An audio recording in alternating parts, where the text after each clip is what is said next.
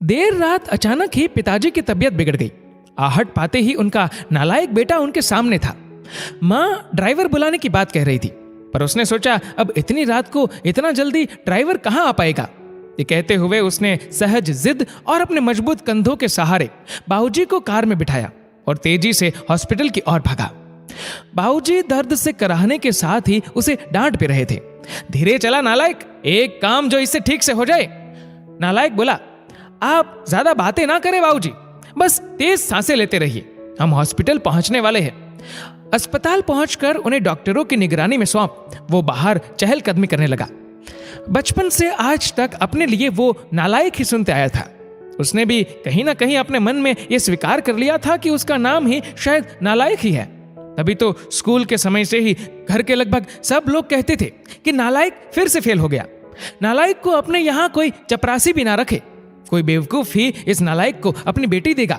शादी होने के बाद भी वक्त बेवक्त सब कहते रहते हैं कि इस बेचारी के भाग्य फूटे थे जो इस नालायक के पल्ले पड़ गई। हाँ, बस एक माँ ही है जिसने उसके असल नाम को अब तक जीवित रखा है, पर आज अगर उसके बाबूजी को कुछ हो गया तो शायद वे भी। इस ख्याल के आते ही उसकी आंखें छलक गईं और वो उनके लिए हॉस्पिटल में बने एक मंदिर में प्रार्थना में डूब गया।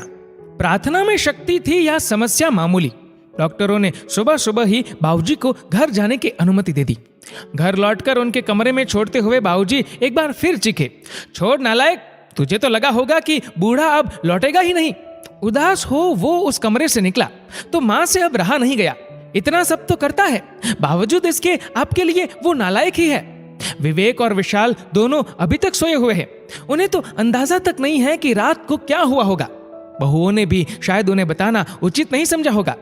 ये बिना आवाज दिए आ गया और किसी को भी परेशान नहीं किया। भगवान न करे कल को कुछ अनहोनी हो जाती तो, और आप है कि उसे शर्मिंदा करने और डांटने का एक भी मौका नहीं छोड़ते। कहते कहते माँ रोने लगी थी। इस बार बाबूजी ने आश्चर्य भरी नजरों से उनकी ओर देखा और फिर नजरें नीची कर ली। माँ रोते रोते बोल रही थी, अरे क्या कमी है हमारे बेटे में? हाँ मानती हूँ पढ़ाई में थोड़ा कमजोर था, तो क्या सभी होशियार ही होते हैं?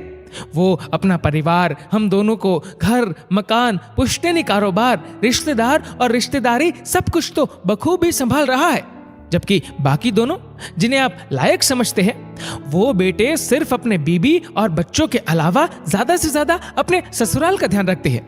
कभी पूछा आपसे कि आपकी तबीयत कैसी है? और आप है कि? बाबूजी बोले, सरला तुम भी मेरी भावना नहीं समझ पाई, मेरे शब्द ही पकड़े ना। क्या तुझे भी यही लगता है कि इतना सबके होने के बाद भी इसे बेटा कह के नहीं बुला पाने का, गले से नहीं लगा पाने का दुख मुझे नहीं है? क्या मेरा दिल पत्थर का है? हाँ सरला, सच कहूं दुख तो मुझे भी होता ही है, पर उससे भी अधिक डर लगता है कि कहीं ये भी उनकी ही तरह लायक ना बन जाए। इसलिए मैं इसे इसकी पूर्णता का एहसास इसे अपने जीते जी तो कभी नहीं होने दूंगा। माँ चौंक गई, ये क्या कह रहे हैं आप? हाँ सरला, यही सच है, अब तुम चाहो तो इसे मेरा स्वार्थ ही कह लो। कहते हुए उन्होंने रोते हुए नजरें नीचे किए हुए अपने हाथ माँ की तरफ जोड़ दिए, जिसे माँ ने झट से अपने हथेलियों में भर लिया और कहा, अरे अरे ये आप क्या कर रहे हैं? मुझे क्यों पाप का भागी बना रहे हैं? मेरी ही गलती है, मैं आपको इतने वर्षों में भी पूरी तरह नहीं समझ पाई। और दूसरी ओर दरवाजे पर वह नालायक खड़ा खड़ा ये सारी बातचीत सुन रहा था। वो भी आंसुओं में तरबतर हो गया था। उसके मन में आया कि दौड़कर अपने बाबूजी के गले से लग जाए, पर ऐसा करते ही उसके बाबूजी झेप जाते। ये सोचकर वो अपने कमरे की ओर दौड़ गया। कमरे तक पहुंचा भी नहीं था कि बाबूजी की आवाज कानों में पड़ी, अरे नालायक, वो दवाइयां कहाँ रख दी? गाड़ी में ही छोड़ दी क्या? कितना भी समझा दो, इससे एक काम भी ठीक से नहीं होता। नालायक झटपट आंसू पोंछते हुए गाड़ी से दवाइयां निकालकर बाबूजी के कमरे की तरफ दौड़ गया।